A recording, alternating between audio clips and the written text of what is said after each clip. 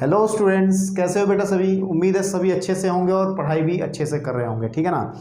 चलिए हम लोग बात करते हैं एक्सरसाइज 7.2, जिसके क्वेश्चन हमने पहले पांच क्वेश्चन मतलब पांचवी वीडियो में कर दिए थे, है ना। आज ये छठी वीडियो है और हम लोग इसके बाकी बचे क्वेश्चंस को सॉल्व करते हैं, ठीक है। तो चलिए बात करते हैं क्वेश्चन नंबर 6 से। हम लोग क्वेश्चन नंबर 6, क्योंकि 1 से लेके 5 तक हम लोग आई थिंक आप लोगों को ना वीडियो देख ली होगी, और अगर इंट्रोडक्शन देखा होगा इस वीडियो का तो वीडियो ना भी देखी होगी तब भी आपने क्वेश्चन कर दिए होंगे। तो चलिए क्वेश्चन नंबर हम लोग 6 की बात करते हैं। क्वेश्चन नंबर 6 आपकी एनसीईआरटी किताबों में है, मैं पढ़ रहा हूँ अपनी किताब से, आप लोग भी देखते रहें साथ साथ। कि यदि बिंदु 1 2 4 y x 6 और 3 5 इस क्रम में लेने पर कि एक समांतर चतुर्भुज के शीर्ष हो तो x और y के मान निकालिएगा।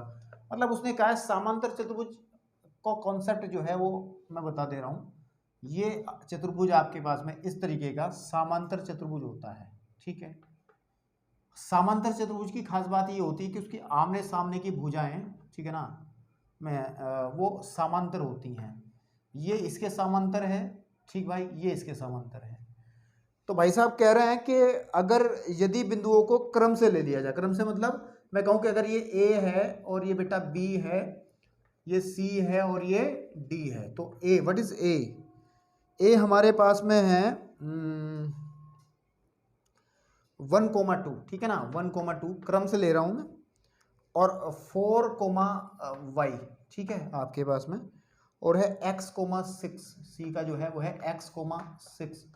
पॉइंट जरा चेक कर लीजिएगा ना। और ये हमारे पास 3,5।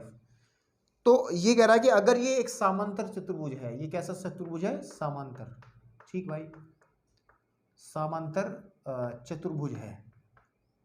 तो मेरे को क्या करना है? मुझे x की वैल्यू निकालनी है और y की वैल्यू निकालनी है, ठीक। तो हम लोगों को कॉन्सेप्ट देखना है कि कैसे निकलेगा। अभी समझाते हैं आपको, बड़ा आसान है, क्योंकि ये क्वेश्चन हमने आपके एग्जाम्पल्स में भी ऐसा शायद किया था, तो उसी से हम लोग इन चीजों को लेके चलते हैं। देखिए, समांतर चतुर्भुज की जो खास बातें उनमें से एक बात को समझ लीजिएगा कि इसके जो विकर्ण होते हैं, हमेशा समांतर चतुर्भुज के विकर्ण जो होते हैं, ठीक है, ये जो विकर्ण होते हैं, ये जिस पॉइंट पे भी काटते हैं आपस में, वो इन दोनों विकर्णों का मध्य बिंदु होता है। कहने की बात यह है कि ए सी का मध्य बिंदु भी ये होगा, इसको मैं कुछ पॉइंट बोल दूं पी, ठीक है, और बी डी का मध्य बिंदु भी आपके पास में पी ही होगा। तो अगर भाषा में कहा जाए तो यहां लैंग्वेज ये लिखी जा सकती है कि हम जानते हैं, मैं हल कर रहा हूं क्वेश्चन को, ठीक है, क्या कि हम जानते हैं क्या जानते हैं कि समांतर चतुर्भुज, ठीक है, आपके पास में समांतर चतुर्भुज, ठीक भाई, के विकर्ण, मैं यहां लिख दे रहा हूं, के विकर्ण, ठीक है, परस्पर है ना, परस्पर, ठीक है, परस्पर समद्विभाजित करते हैं, समद्विभाजित, ठीक है, करते हैं। ये लैंग्वेज है, बाइसेक्ट करते हैं। समद्विभाजित का मतलब एक दूसरे को समान दो भागों में वो काटेंगे। ये कॉन्सेप्ट हम लोग यूज करेंगे कि वो जो विकर्ण है ए सी, हमारे पास दो विकर्ण है, एक तो ए सी है और एक बी डी है, तो ये दोनों एक दूसरे को समान भागों में काटते हैं, मतलब बराबर बराबर। कैसे? कि जितनी ये लेंथ होगी, ठीक भाई, उतनी ये लेंथ होगी, यानी कि अगर ये 4 है तो ये भी 4 होगी, और अगर ये 5 है तो ये भी 5 होगी। तो यानी कि आपके पास में ये जो लाइन लिखी है इसको मतलब समझ लीजिएगा, समांतर चतुर्भुज का जो विकर्ण होते हैं वो एक दूसरे को समद्विभाजित करते हैं, ठीक। तो इसी कॉन्सेप्ट का यूज कर लेते हैं इस क्वेश्चन में, कोई बड़ी बात नहीं है, क्योंकि हमने एक कॉन्सेप्ट पढ़ा था मध्य बिंदु ज्ञात करने वाला। वो क्या था, मैं उसको जरा एक बार रिकॉल कर दे रहा हूं, और फिर आसानी से आप लोग इस चीज के बारे में जानकारी लोगे। कि अगर कोई लाइन मेरे पास यहाँ पे होती थी बेटा, समझ रहे हो ना, ये मेरे पास ए है, ये मेरे पास बी है, ठीक है ना, इसके कोऑर्डिनेट अगर x1 कोमा आप y1 लेते थे और इसके कोऑर्डिनेट x2 कोमा y2 लेते थे, तो हम लोग अगर मिड पॉइंट निकालेंगे p, तो p के निर्देशांक जो बनेंगे वो बनेंगे, p के कोऑर्डिनेट वो बनते थे x1 + x2 बटे 2, ठीक है, और y1 + y2 बटे 2। अगर मेरी वीडियोस को आप एक क्रम से देख रहे हो, video number 1, video number 2, video number 3। तो आपको ये चीज़ मुझे बताने की आवश्यकता नहीं है, यहाँ तक कि एक्सरसाइज कराने की आवश्यकता नहीं है, क्योंकि इंट्रोडक्शन में हमने सारे पॉइंट्स डिस्कस कर लिए थे। ठीक, तो अब बात करते हैं हम लोग इसी कॉन्सेप्ट से इस क्वेश्चन को कैसे हल करेंगे। देखिए, अगर मैं उठा लूँ ए डी से, किससे उठा लूँ मैं, ये मैंने उठा लिया ए और ये ले लिया मैंने डी, समझाने के लिए कर रहा हूँ सिर्फ, वैसे ए सी ले रहा हूँ मैं, सॉरी, ये क्योंकि ये विकर्ण ए सी है ना, तो ए सी। व्हाट इज ए मेरे पास है 1,3, ठीक है, और सी मेरे पास है x,6। अगर ये पॉइंट P है तो P के कोऑर्डिनेट क्या बनेंगे, ठीक है नहीं, ठीक है नहीं, यदि हम लिख रहे हैं यहाँ, यदि P AC का मध्य बिंदु हो, क्या हो, मध्य बिंदु हो, तब हम क्या कहेंगे, तब हम क्या कहेंगे कि जो P के निर्देशांक होंगे वो होंगे x1 + x2/2। अब ये x1 का काम करेगा, ये y1 का काम करेगा, ध्यान से देखिएगा, और ये x2 का काम करेगा, ये y2 का काम करेगा। तो x1 + x2 1 + x/2, 3 + 6/2, ठीक है ना। अगर इसको थोड़ा सा सिंप्लीफाई कर लिया जाए तो दिस इज इक्वल टू आ जाएगा, P के निर्देशांक आ जाएंगे 1 + x/2, ये आ जाएगा 9/2। इसको कुछ कहने की आवश्यकता नहीं है, ठीक मेरे भाई। अब इसको तो यही छोड़ दीजिए आप, इस P के कोऑर्डिनेट को हम लोग यहीं पे छोड़ देते हैं, ठीक है। अब हम लेते हैं, जैसे हमने AC लिया है ऐसे ही हम लोग बात करते हैं BD को लेकर के, है ना। अब मैं BD को यहां बना लेता हूं, ये पॉइंट हमारे पास B रहेगा और ये मेरे पास में ये D रहेगा। ये दोनों क्या है, अलग अलग उठा के हम विकर्ण है ये, है ना। और भाई देखो P इसका भी मध्य बिंदु होगा इस कॉन्सेप्ट के हिसाब से, इस लाइन के हिसाब से, तो मैं P यहां भी ले दे रहा हूं मैं। अब B के कोऑर्डिनेट हमें पता है कितना है, 4,y, और मेरे बेटे ये होगा 3,5। तो अगर फिर वही बात, यदि, है ना, वो लाइन लिख देंगे, यदि P BD का मध्य बिंदु है, ठीक है, आपके पास मध्य बिंदु है, ठीक है बेटा, ठीक है, तब क्या स्थिति बनेगी, तब यहां लिखने की जगह नहीं है, मैं उधर से उस फॉर्मूले को रफ कर रहा हूं, इस वाले को, ठीक है, क्योंकि ये फॉर्मूला हम बता चुके पहले ही। तब हमारे पास स्थिति क्या बनेगी मेरे भाई, वो बनेगी कि जो P के कोऑर्डिनेट हैं अकॉर्डिंग टू दिस लाइन, इस रेखा के अनुसार, x1 + x2/2, तो 4 + 3/2, 4 + 3/2, ठीक है भाई, और y + 5/2, y + 5/2, या फिर दिस इंप्लाइज हमारे पास ये जो पॉइंट निकल के आएगा, थोड़ा अगर लिखा जाए कि P आ जाएगा 7/2, y + 5/2, है ना। अब देखिए P के दो डिफरेंट वैल्यूज हैं, इसके नियम के हिसाब से ये बराबर का चिन्ह लगा सकते हो, कोई दिक्कत नहीं है, क्योंकि ये चीज इसके बराबर है ही है। देखिए इस पहले कॉन्सेप्ट, इस AC के आधार पे, इस पहले कॉन्सेप्ट के हिसाब से, इस वाले के P का वैल्यू ये निकल के आ रहा है, इस दूसरे कॉन्सेप्ट के हिसाब से P का वैल्यू ये निकल के आ रहा है, लेकिन P एक ही तो पॉइंट है, ये तो एक ही पॉइंट है, कोई अलग अलग पॉइंट थोड़ा, ये तो अलग अलग मान देगा। तो हम लोग क्या कहेंगे, आप ये कह सकते हैं, इसको आप ये कह सकते हैं नंबर सम, इसको अगर आप 1 कह लें, है ना, इसको आप 2 कह लें, और दोनों को बराबर दें, 1 = 2 रख लें, ठीक है। तो 1 = अगर हम 2 रख लें तो हमारे पास आएगा क्या, देखिए 1 + x/2 जो रहेगा, 1 + x/2 जो रहेगा, वो तो सीधी बात है, वो बराबर रहेगा किसके, 7/2 के, क्योंकि इसके बराबर होगा। यहां से आप लोग हल करिएगा, 2 से 2 कट जाएगा और x = हो जाएगा 7 - 1, या x = सीधी बात है 6 आ जाएगा मेरे भाई। ऐसे ही मैं अगर बात करूं कि y की जो वैल्यू है वो 9/2 है, तो 9/2 जो है वो बराबर रहेगा y + 5/2 के, और 2 से यहाँ कट जाएगा, और 4 को उधर लेके जाइए आप, तो 9 - 5 = y, तो y का मान आप कह सकते हैं कि 4 आ जाएगा, है ना। तो जो हमारे पास हमें निकालना क्या था, x और y के मान ही निकालने थे, तो मान जो निकले हैं x और y के, ठीक है, आपके पास में वो क्या निकल रहे हैं, एक तो निकल रहा है x = 6 निकल रहा है, और y = जरा चेक कर लें पीछे, ठीक है, आपके पास में पीछे की तरफ आंसर देख लें जरा, हाँ, तो 7.2 का क्वेश्चन नंबर 6, x = 6 है, और y इज इक्वल टू 3 है actually, y is equal to कितना है 3 है, तो हमारा कितना आ रहा है 4 आ रहा है। तो ऐसे कैसे हो गया भाई, देखिए जरा एक बार चेक कर लेते, कोई बात नहीं, हम सब लोग यही हैं, x की तो वैल्यू सही है, y में कहीं गड़बड़ हमने कर दी, क्योंकि ये 5 है ये 5 है, तो हमारे पास में ये 5 कैसे आया होगा कि ये 3 5 है ना, y प्लस 5 ये y प्लस 5, एक बार पॉइंट्स चेक कर लेना कि सही लिखे हैं नहीं लिखे। 1,2 है, 4, y है, x, 6 है एंड 3, 5 है, बिल्कुल ठीक बात है, कोई दिक्कत वाली बात नहीं है, ठीक है।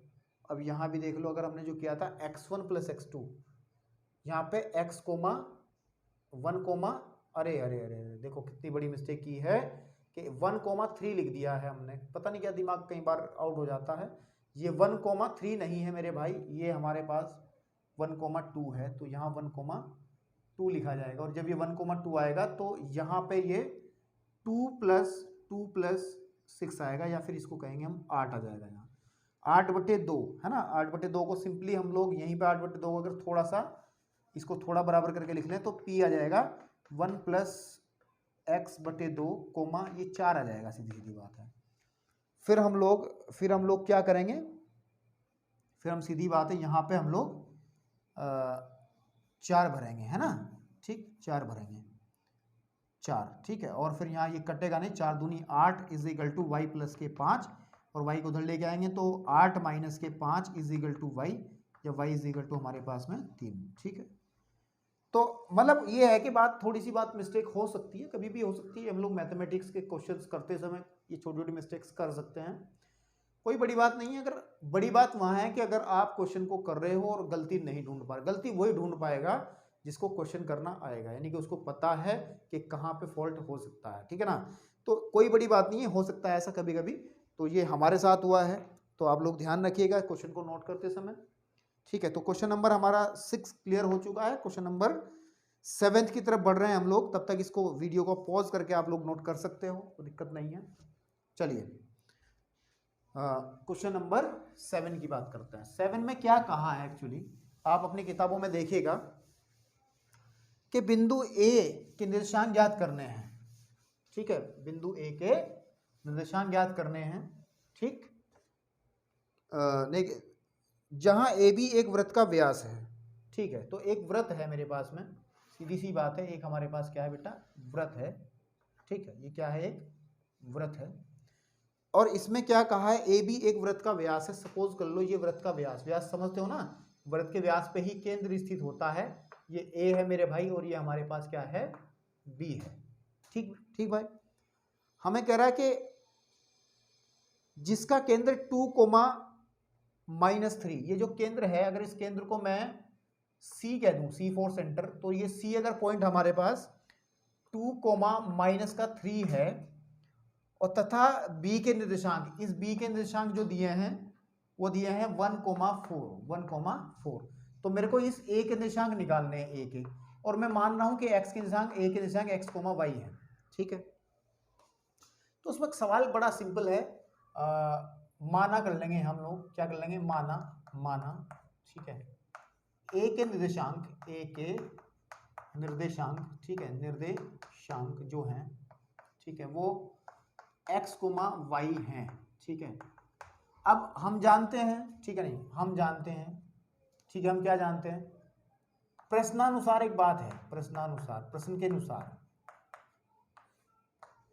ए बी वृत्त का व्यास है, ठीक है, तथा सी मतलब व्हाट इज सी का दिखा दो 2,-3, ठीक है, नहीं वृत्त का केंद्र है, वृत्त का केंद्र है, ठीक है, नहीं तब हम जानते हैं क्या जानते हैं कि वृत्त का केंद्र व्यास का मध्य बिंदु होता है, ठीक है, होता है। समझ में नहीं आ रही बात, मैं जो लिखा है अभी लिख के दिखाया ताकि आपको समझ आ जाए, ये जो सी है ये सीधी बात है, ये इस ए बी का मध्य बिंदु है। और मध्य बिंदु वाला फॉर्मूला आपको पता है, अभी बताया था मैंने कि ये वाला कि अगर ये x1 है ये y1 है और ये x2 है ये y2 है, तो ये होगा x1 प्लस एक्स2 बटे 2 कोमा y1 प्लस y2 बटे 2। ये हमारा फॉर्मूला मैं कई बार बता चुका, इसलिए मैं थोड़ा सा इसको बताने का बार बार मन नहीं हो रहा, क्योंकि लगभग तीसरी वीडियो है और तीनों वीडियोज में बहुत बार जिक्र हो चुका है। तो सीधी बात ये है, अब हम लोग मध्य फॉर्मूला लगाएंगे कि 2 बराबर किसके होगा, ये वाला पॉइंट होगा x प्लस 1 बटे 2। x प्लस 1 बटे 2 कैलकुलेट कर लेंगे, 2 दूनी 4 is equal to x plus 1 को धर लिया है, 4 माइनस 1 बराबर x, या सीधी सीधी बात है x बराबर आ गया 3, या कोई दिक्कत किसी को। इसी तरीके से हम लोग कर सकते हैं कि माइनस का 3 बराबर होगा y प्लस 4 बटे 2, ठीक है ना।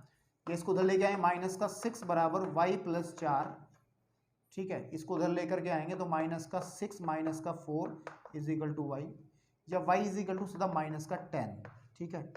तब हम कह सकते हैं हमें निकालने किसके, a के निर्देशांक। अतः a के निर्देशांक, a के निर्देशांक, ठीक है। a के जो निर्देशांक हैं वो हमारे पास बनेंगे, a के वो 3 कोमा माइनस 10 बनेंगे। आप आंसर शीट में पीछे देख सकते हैं, ठीक है। 3 कोमा माइनस 10 आपके बनेंगे, ठीक। तो मुझे लगता है ये क्वेश्चन भी आपका सॉल्व हो गया होगा 7 नंबर। अब आप चलते हैं क्वेश्चन नंबर 8 की तरफ। इसको आप राइट डाउन कर सकते हो लोग वीडियो को पॉज करके, ठीक है। क्वेश्चन नंबर 8 में क्या कहा है, ठीक, इतने ज़्यादा ज़बरदस्त क्वेश्चन नहीं है। अगर थोड़े भी बेसिक्स आपने ठीक ठाक अपने कर लिए और ठीक ठाक कमांड आपकी फॉर्मूलों पे हो गई, तो मुझे लगता है कि दिक्कतें कहीं आएंगी। हाँ, 8वां थोड़ा सा सवाल हम लोग क्लियर करते हैं। देखिए 8वें का, यदि ए और बी के निर्देशांक, एक लाइन है मेरे पास, एक लाइन सेगमेंट है, दिस इज अ लाइन, रेखाखंड है, ये मेरे पास ए है ना, और हमारे पास ये कहीं ना कहीं बी है, ठीक भाई। तो ये बी है आपके पास में। हमें कहा है इसने कि ए के जो निर्देशांक है वो -2 -2 कोमा -2, ठीक। और बेटा हमारे पास में बी के जो निर्देशांक है वो 2 कोमा, मैं थोड़ा इधर लिखूंगा ताकि ये जगह मिले बढ़िया, 2 कोमा -4 है, 2 कोमा -4 है। तो बिंदु P के निर्देशांक निकालने हैं ताकि AP बराबर हो, हमें दिया है, उसने दिया है, ठीक है, उसने दिया है, क्या दिया है कि AP कितना दिया है, AP बराबर जो होगा, ठीक है, AP बराबर हमारे पास में होगा 3/7 AB, ठीक है। AP बराबर होगा 3/7 AB, ठीक भाई, समझ में आ रही बात। और ये जो P पॉइंट है ये कहाँ है, उसने AB में स्थित है, यानी कि P पॉइंट कहीं भी, एनीवेयर आई डोंट नो, कि यहाँ पे हमने मान लिया इस P पॉइंट को। इसके कोऑर्डिनेट निकालने मेरे को, इसके कोऑर्डिनेट में बोल दे रहा हूँ x, y है अपनी तरफ से, ठीक है। अच्छा, आपको कहीं याद थोड़ा बहुत आ रहा होगा तो ये विभाजन वाले सूत्र जैसा ही कुछ बन रहा है कि अगर हमें इसका ये अनुपात पता चल जाए, ये वाला अनुपात यहाँ पे m1 पता चल जाए और ये m2 पता चल जाए, तो आप सीधी सीधी बात है फॉर्मूला लगा देंगे, x is equal to x1 m2 plus x2 m1 upon m1 plus m2। लगा दोगे या नहीं लगा दोगे, बिल्कुल लगा दोगे। y is equal to formula लगा दोगे y1 m2 plus y1 m1 sorry y2 m1, ठीक है, अपॉन m1 प्लस m2, और फिर कहोगे कि लो जी सर हो गया काम। लेकिन इस क्वेश्चन में थोड़ी सी जो बात है इस प्रश्न के अंदर, वो बात ये है कि हम लोगों को अनुपात ना दे करके उसमें थोड़ी सी बात ऐसी कही है। अब हमें एक्चुअली दिया है AP तो हमें दे दिया, मतलब क्या है, m1 तो हमें दे दिया, ये AP दे रखा है, मुझे PB निकालना पड़ेगा। क्या निकालना पड़ेगा, PB। तो अगर हम लोग, आपको एक चीज लिखूं मैं, PB कैसे निकल सकता है, PB भाई, AP हमारा है, यानी कि ये जो है वो 3/7 AB है, ऐसा अगर कहें, खराब सही लेकिन है तो सही, ठीक भाई आपके पास में, ठीक है ना। तो PB जो रहेगा वो हमेशा AB माइनस इस अगर ए बी में से मैं ए पी को घटा दूंगा तो मेरा पी भी निकल आएगा। सीधी बात है कि अगर अगर अगर इस पूरी लाइन में से, ये पूरी लाइन अगर हमारे पास 10 सेंटीमीटर की है, इधर वाली ये 5 सेंटीमीटर, इधर की वाली आपकी 8 सेंटीमीटर की है, तो इधर वाली कितनी होगी, 2 की होगी ना, क्योंकि 10 में से 8 घटा के 2 बचेगा।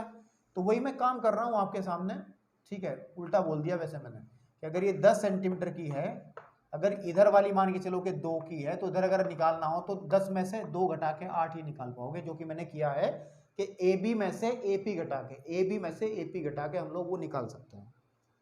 एक और तरीका है इसका सिंपल, वो भी चलता चलता बता दूंगा, ठीक है। मैं इसको रफ हो गया, चलो कोई रफ ही कर दो। तो इसको थोड़ा सा अगर देखा जाए सॉल्व करके, तो हमारे पास आएगा कितना, P B, A B minus A P कितना है, ऊपर रखा है 3/7 ए बी। अब एक बात सुनिए, इस ए बी को थोड़ा अगर ऐसा भी लिख सकते हैं, कोई दिक्कत नहीं है, इसको अगर 3ab/7 भी लिखा जा सकता है ना, तो यहाँ 3ab/7 कोई समस्या नहीं है। अगर मैं इसका एलसीएम ले लूँ तो पी बी बराबर हो जाएगा 7ab माइनस के 3ab/7, ठीक है ना। तो आ जाएगा पी बी का जो वैल्यू निकल के आएगा वो आ जाएगा 7 में से 3 घट के बचेगा 4ab/7। अब तो हमें तो अनुपात चाहिए, हमें किस किस का अनुपात चाहिए, हमें तो m1/m2 तो चाहिए, और m1 होता है AP, ठीक है, और m2 होता है PB। तो मेरे को चाहिए AP/PB, तो AP/PB निकाल लो, ठीक है ना। अब हम लोग क्या करेंगे, अब हम निकालेंगे AP/PB। AP/PB कैसे निकलेगा, AP का मान हमें दिया गया था ये वाला मान, इसको रख लो 3ab/7 बटे, ठीक है, इसको थोड़ा सही लिखूंगा मैं करके ताकि अच्छा लगे कि AP/PB, ठीक है। और हमारे पास PB का निकालना है 4ab/7, तो हो गया काम, 7 से 7, AB से AB कटा, तो 3/4, यानी कि ये वाला हिस्सा तो 3 है और ये वाला हिस्सा 4 है। तो ये कहिएगा ये m1 हमारा 3 रहेगा और m2 हमारा 4 रहेगा, ठीक भाई, समझ में आ रहा। ये x1 का काम करेगा, ये y1 का काम करेगा, और ये वाला x2 का काम करेगा और ये y2 का काम करेगा। अब हम आसानी से x की वैल्यू निकाल सकते हैं। तो x can be find out कैसे, कि x1 m2 अभी लिखा था फॉर्मूला, दोबारा फिर लिख रहे हैं, x2 m1 प्लस m2। तो x is equal to what is x1 minus का 2, ठीक मेरे भाई, इंटू 4, ठीक है ना, प्लस x2 कितना है 2 इंटू 3/3 + 4, कैलकुलेट कर लो, 8 + 6/7, या फिर माइनस का है ना ये, तो माइनस के 2/7, तो x का मान तो माइनस के 2/7 आ जाएगा। आंसर शीट में जरा देख लें, हम लोग जो मेहनत कर रहे हैं वो ठीक भी है नहीं है, 2/7 बिल्कुल सही है। अब हम लोग निकालेंगे y, तो y का फॉर्मूला होगा y1 m2 plus y2 m1, ठीक है, अपॉन m1 प्लस m2, ठीक है। तो कैलकुलेट कर लो उसको भी, y1 तो माइनस का 2 इंटू 4 प्लस, ठीक है ना, माइनस का 4 इंटू 3/3 + 4, तो y इज इक्वल टू आ जाएगा मेरे पास माइनस का 8 माइनस के 12/7 माइनस के 20/7, माइनस के 20/7 ही है, हाँ बिल्कुल ठीक है। तो x की वैल्यू तो हमारे पास ये निकल गई और y की ये है, तो बिंदु बनेगा, अतः जो P बनेगा, जो पॉइंट बनेगा वो xy था, तो माइनस के 2/7 20/7 माइनस का, तो ये आपका आंसर है। अब यहाँ पर जो कलाकारी की गई है, जरा एक बार सुनिएगा मेरी बात, आपको ये अगर थोड़ा टफ लग रहा हो, ठीक है, तो इसको हम लोग एक अलग तरीके से समझ सकते हैं, सेकंड मेथड, ठीक है, लेकिन मुझे ये ज़्यादा इफेक्टिव लगता है। अगर मैं AP, ठीक है ना, AP बराबर 3/7 है, AB के बराबर, ठीक है, इस AB को बटे में ले आऊँ तो AP/AB बराबर किसके आ जाएगा 3/7। मतलब ये कहने की बात है, मैं समझाऊँ इसको थोड़ा सा, इसको तो मैं रफ कर दे रहा हूँ, कि वो ये कह रहा है AP तो 3 है, लगभग 3 के बराबर है, और AB हमारा 7 है, तो AB हमारा 7 है, सही बात है, AB हमारा पूरा का पूरा 7 है, यहाँ से लेके यहाँ तक का ये 7 है, और अगर ये 7 है, ये 3 है, तो ये 4 होगा ही होगा, बात खत्म हो गई, ठीक है। अनुपात देखिए हमने भी तो 3:4 ही निकाला था। हमने क्या निकाला था? 3:4 ही निकाला था, लेकिन टेक्निक कुछ अलग लगाई थी या नहीं। तो आप ऐसे अगर करना चाहें तो उसमें एक चीज़ आपको ऐड करनी पड़ेगी, क्योंकि ये आप फिर अगर इसको AP को 3 कहोगे तो AP को आप 3 नहीं कहोगे, आप इसे AP को 3K कहोगे। क्या कहोगे?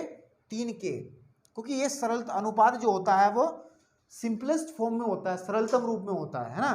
तो K फैक्टर हमारा गायब हो चुका हो काटते समय। और AB को आप लोग कहोगे 7K। क्या कहोगे? 7K। और अगर आप यहाँ पर 3K इसको आप और इस पूरी को हमने क्या कहेंगे? 7K कहेंगे, और घटा करके ये 4K आ जाएगा, क्योंकि 3K और 4K 7K के बराबर रहेगा। समझ रहे हो नहीं समझ रहे हो? तो आप अगर K लेकर के करेंगे काम को तो K ऑटोमेटिकली कट जाएगा अपने आप, क्योंकि यहाँ भी K आएगा, यहाँ भी नीचे भी K आएगा, और K से K कट जाएगा, आंसर फिर भी यही आएगा। ठीक है ना। इसको आप थोड़ा सा विचार करिएगा जो मैं कहना चाह रहा हूँ, लेकिन ये भी ठीक है, ये भी ठीक है, इसमें कोई बड़ी बात नहीं है। ठीक, आपके पास में या करके दिखाना है तो बताऊँ, थोड़ा सा मैं करा दे रहा हूँ उसको अच्छे से। इसको चलो अच्छा एक काम करो, इसको नोट कर लो, मैं इस मेथड को करके दिखाता हूँ आपको। ठीक है, ताकि आपको क्लियर हो जाए। ठीक है, मैं कर दे रहा हूँ इसको भी अलग तरीके से।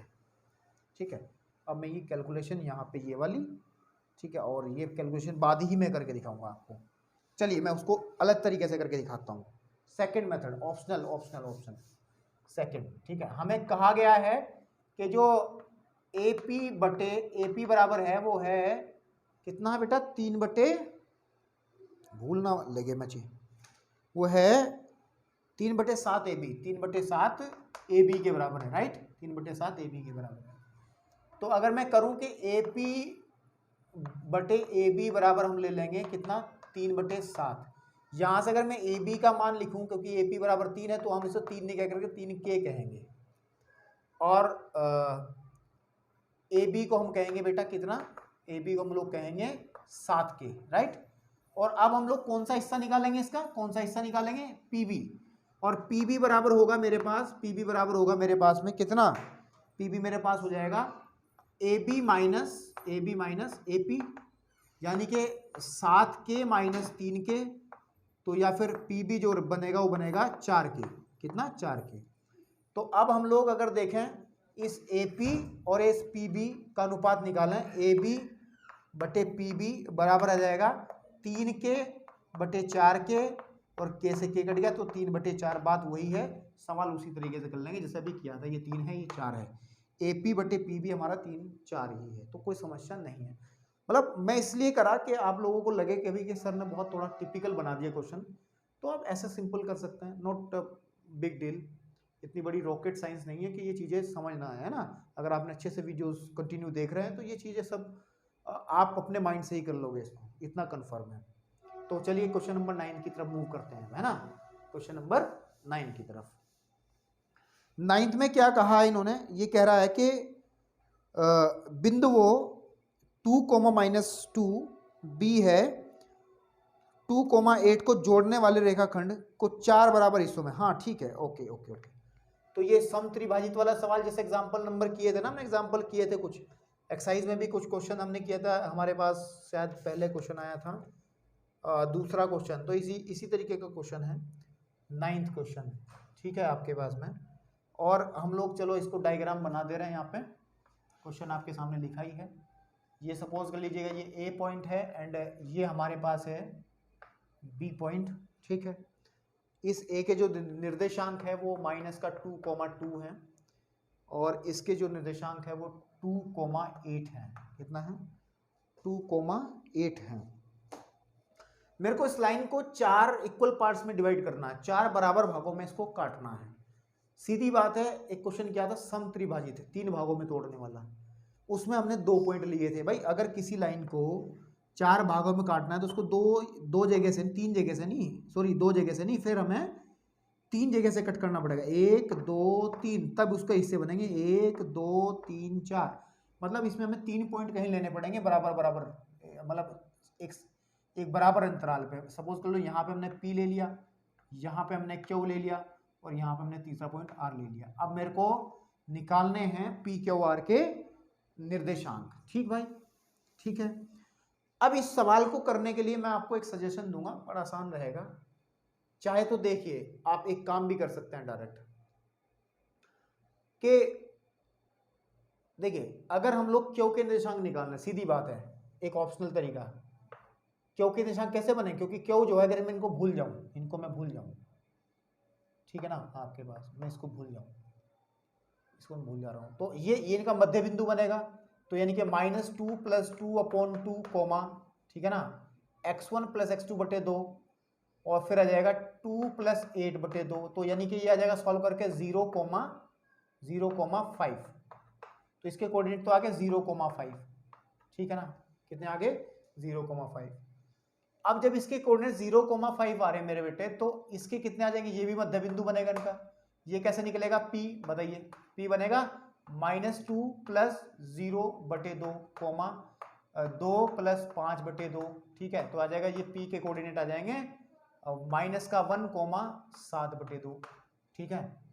एक आंसर ये आ गया, ये P, ये तो Q आ गया, ये P आ गया। अब अगर हमें निकालना है इसके कोऑर्डिनेट, यहाँ पे कोई पॉइंट R आएगा, तो R जो मध्य बिंदु बनेगा वो इन दोनों का बनेगा। और उसको कैसे निकालेंगे, R को भी निकालेंगे x1 + x2 0 + 2/2 कोमा 5 + 8/2। तो यानी कहने के बाद जो R है वो आ जाएगा 1, 1, ये आ जाएगा 13/2। तो एक आंसर ये है, एक आंसर ये है, एक आंसर ये है। आप आसानी से निकाल सकते हो, लेकिन लिखने का तरीका सर ये खिचड़ी हमें पेपर में ऐसे ही बनानी है। कुछ लोग सोच रहे होंगे, ठीक है, कुछ लोग सोच रहे होंगे कि सर ये खिचड़ी ऐसे ही बनानी है क्या, नहीं ऐसा नहीं करना, तो नहीं तो भाई नंबर जो है आपको ऐसे ही मिलेंगे, ठीक है। इसको करेंगे एक सिस्टम से करेंगे, ठीक। तो हम लोग लिखते हैं और फिर इसी पूरे पैटर्न को हम लोग करके चलते हैं। रफ कर दूं, ठीक है, मैं इसको यहाँ से हटा दे रहा हूँ ताकि इसको अच्छे से हम लोग दोबारा लिख पाए, ठीक। इसको भी हटा दूँ, है ना। चलिए देखिए कैसे करता है, फिर दोबारा से मैं इंट्रोड्यूस कर रहा हूँ अरे नहीं, P, Q और R, ठीक है। तो इसमें लाइन लिख देंगे, माना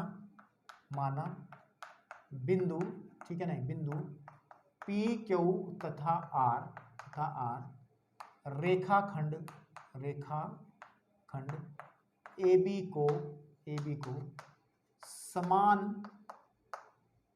4 भागों में विभाजित करते हैं, है ना, विभाजित करते हैं, ठीक भाई, करते हैं, ठीक है। तब हम लोग करते हैं, यह स्पष्ट है कि क्यू रेखा AB का मध्य, ठीक है, नहीं मध्य बिंदु होगा। क्लियर है, 4 हिस्सों में तोड़ना, तो 4 बराबर हिस्से हैं, तो क्यू तो हमारे पास बीच में ही आएगा। अतः क्यू के निर्देशांक कितने बनेंगे भाई, वो बनेंगे x1 + x2 -2 + 2/2 coma y1 + y2 2,8/2, या फिर इसे लिखेंगे क्यू के निर्देशांक आ जाएंगे 0, क्योंकि -2 + 2 0 हो गया, कोमा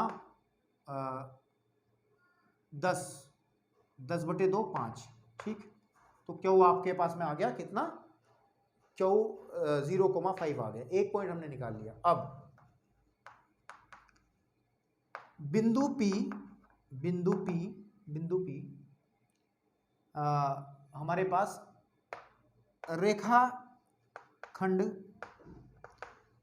AQ का मध्य बिंदु है। देखिए बिंदु P जो है वो इसका मध्य बिंदु है। तो अगर मैं इसको यहाँ इंट्रोड्यूस कर दूँ, लिख दूँ मैं, तो और फिर सवाल 0,5 हमने लिख दिया। तो अगर P निकालना है तो तब P कैसे निकलेगा, इसी तरीके से कि x1 + x2 -2 + 0/2 कोमा 2 + 5/2, इसको कैलकुलेट कर दो तो P के कोऑर्डिनेट आ जाएंगे -1, 7/2, ठीक है। P आ गया, पहला आंसर ये, दूसरा ये, वैसे दूसरे से पहला निकला है, कोई दिक्कत नहीं है, हो गया। अब इसी प्रकार R रेखाखंड QB का मध्य बिंदु है, बिंदु है। तब हम अगर क्यों निकालना चाहेंगे तो कैसे निकलेगा भाई कि 0 + 2/2 x1 + x2 बटे 2 5 + 8/2। ठीक है, तो कैलकुलेट अगर करें तो क्यों नहीं, सॉरी r है ना, तो r कैसा जाएगा 1,13/2। तो देखिए एक आंसर ये है, एक आंसर ये है, एक आंसर ये है, तो आपका आंसर निकल चुका है। ठीक है ना, आप निकाल चुके हो। अच्छा, इसको अगर विभाजन सूत्र से भी कर लें ना, इसको अगर विभाजन सूत्र से भी कर लें तो भी समस्या वाली बात नहीं है। कैसे करेंगे मैं इसको बता दूं थोड़ा, विभाजन से कैसे करा जाएगा इसको, आप इसको नोट कर लो, फिर मैं विभाजन वाले टेक्निक से इसको बता रहा हूं एक बार कैसे विभाजन से करेंगे। ठीक है, देखिए मैं इसको रफ कर रहा हूं, विभाजन से एक बार बता दे रहा हूं कैसे होता है क्वेश्चन। ये देखिए अगर एक एक करके कर लेंगे फिर उसमें कोई मध्य बिंदु वाला कंसेप्ट नहीं आएगा, फिर उसमें अनुपात वाला आएगा। ठीक है, कैसे, जैसे मेरे को P के निशान निकालने। अच्छा देखिए सब बराबर हैं कि अगर ये 1 है, ये 1 है, ये 1 है, तो ये भी 1 है। तो अगर मैं इन दोनों को हटा दूं, जैसे समत्रिभाजित वाला क्वेश्चन किया था उसी तरीके से, तो इधर वाला हिस्सा तो 1 है, इधर वाला हिस्सा कितना बनेगा 3 बन जाएगा, क्योंकि 1 + 1 + 1 3। तो इस वाले केस में क्या बनेगा हमारे पास, अगर मैं इसके XY कोऑर्डिनेट मान लूं तो हमारे इस केस में बन जाएगा हमारे पास ये तो x1 है, ये y1 है, और फिर ये आ जाएगा x2 और ये y2, और ये आ जाएगा आपका m1 और ये आ जाएगा आपका m2। तो सीधी सीधी बात है, x कैसे निकलेगा, x कैसे निकलेगा, x1 m2 + x2 m1 बटे m1 + m2, चेक कर लो वही आएगा। करिए, x1 है -2 × m2 मतलब ये 3 plus 2 × 1 + 3 that is equal to कितना, -6 + 2/4, या फिर आ जाएगा -4/4, या जाएगा -1। चेक करो, चेक करो, जो P के कोऑर्डिनेट थे वो -1 ही था, y अभी निकाला नहीं है। अब y कैसे निकलेगा, y2 m1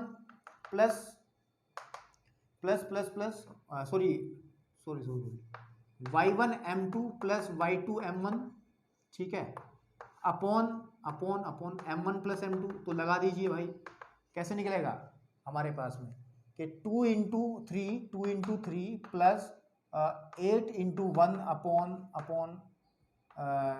1 + 3, तो आ जाएगा मेरे पास 6 + 8, ठीक है ना, ये तो आएगा 6 + 8/4, ठीक है, तो कितना आ जाएगा हमारे पास 14/4 और 7 2 × 7 14 है, और ये यानी कि 7/2। तो देखिए 7/2, चेक कर लो, चेक कर लो, चेक कर लो, ये तो निकाला था अभी हमने, या नहीं निकाला था ये वाला, देखिए आप पीछे आगे हमने किया है काम। तो ये काम हुआ जब हमने किसके कोऑर्डिनेट निकालने, P के निकाल दिए। अब अगर आप Q के निकालोगे इसी तरीके से, क्योंकि ये हमारा A है, ये हमारा B है, Q तो सीधी सीधी बात है मध्य बिंदु के तरीके से निकल जाएगा, क्योंकि Q में क्या रहेगा, Q तो मध्य बिंदु है ही है, वो 0,5 आ जाएंगे, क्योंकि इसके कोऑर्डिनेट हमारे पास -2,2 है और इसके 2,8 है, तो वही है x1 + x2/2 और y1 + y2/2। अगर हम लोगों को R के निकालने पड़ जाए, किसके, R के, तो R यहाँ ले लेंगे और इधर वाला हिस्सा 3 बन जाएगा, इधर वाला 1 बन जाएगा, और इसके कोऑर्डिनेट फिर xy कह लो, है ना। तो x फिर ऐसे निकलेगा कैसे, x2 m1 + x m1, उल्टा बोल रहा हूँ, x1 m2, वैसे दिक्कत नहीं है, वो भी लगा सकते हो x2 m1 करके, तो x2 m1 upon m1 + m2, ठीक है, ऐसे y लगाएंगे y1 m2 + y2 m1 upon m1 + m2। तो भैया ये आप खुद कर लेंगे स्वयं, क्योंकि मैंने इस क्वेश्चन को करने की 2-3 टेक्निक बता दी है आपको। अब ठीक है यार, बस इससे ज़्यादा नहीं।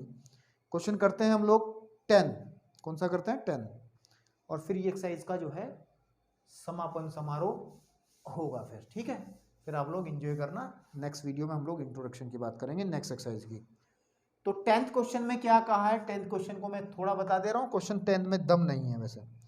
एक समचतुर्भुज है, समचतुर्भुज होता है इस तरीके का, जिसकी सारी भुजाएं बराबर होती हैं, लेकिन वो वर्ग नहीं होता, लेकिन वो वर्ग नहीं होता, भुजाएं बराबर जरूर होती हैं, फर्क सिर्फ इतना रहता है उसका, ये जो प्रत्येक कोण है 90 का नहीं होता, ये वाला 90 हो जाता तो वर्ग होता, या विकर्ण भी बराबर हो जाते तब भी ये हमारे पास एक वर्ग बन जाता, इसके विकर्ण भी अलग अलग होते हैं।